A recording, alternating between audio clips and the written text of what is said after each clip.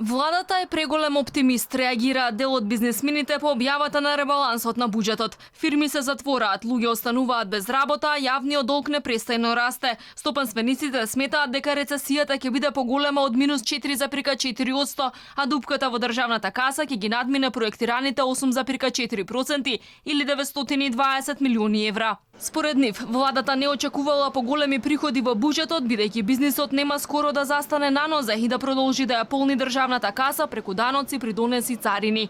Велат задолжувањето ќе било поголемо од планираното. Владата веќе најави дека ќе позајмува пари од македонските банки на краток рок, додека фирмите токму од нив очекуваат поевтини кредити.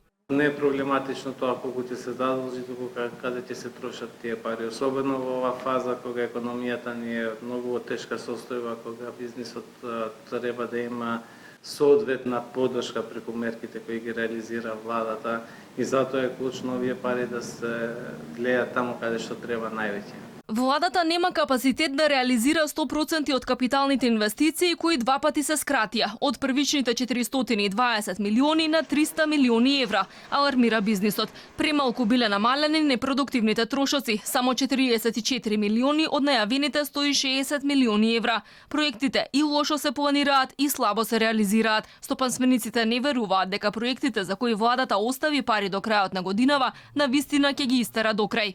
Министерот за финансии вели дека имат скратено средства во проекти кои што очигледно нема да има реализација. Што станува со другите проекти? Сигурни сме дека тие ќе се реализираат. Значи, и во овој дел, по наши проценти, ако стигнеме на 60% реализација на капиталните инвестиции, тоа ќе биде добра бројка. Ребалансот е направен за да се вбризгаат 470 милиони евра во стопанството и кај населението.